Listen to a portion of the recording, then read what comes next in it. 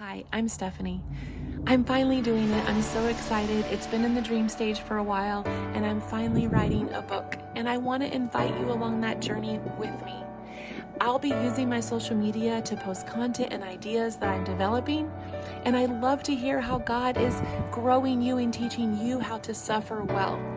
I pray that my story of suffering well will begin to empower you to allow the Holy Spirit to bring courage and strength and healing to your life in the darkest moments. I have a longer version of my story that I'm going to post on my timeline later, but I wanted to just let you know a little bit about what my life has looked like in the past few years. In 2019, in the span of 1 year, I was diagnosed with breast cancer. My dad died all of a sudden. My sister was diagnosed. I did chemo, radiation, lots of surgeries. My mom died suddenly, and our marriage faced what looked like devastation. But God.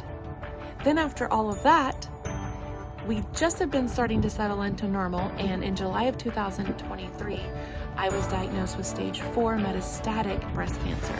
Metastatic means that it's advanced, aggressive, incurable, and may or may not respond to treatment.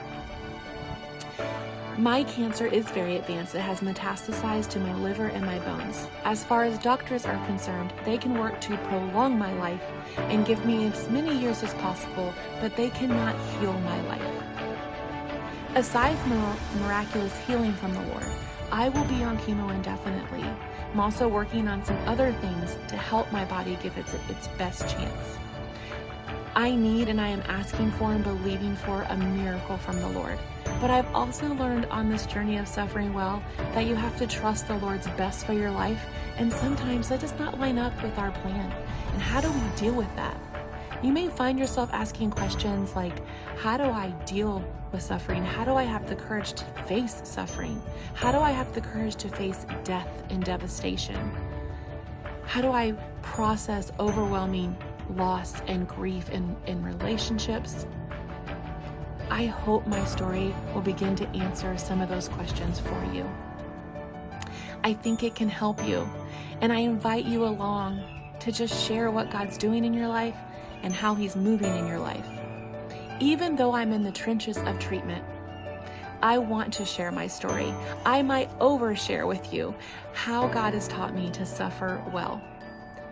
So if you find yourself facing areas of suffering and loss in your marriage and maybe in a diagnosis, really any kind of suffering, I invite you to follow my story and let's work this out together. Let's process this together and begin to allow the Holy Spirit to teach us how to suffer well together.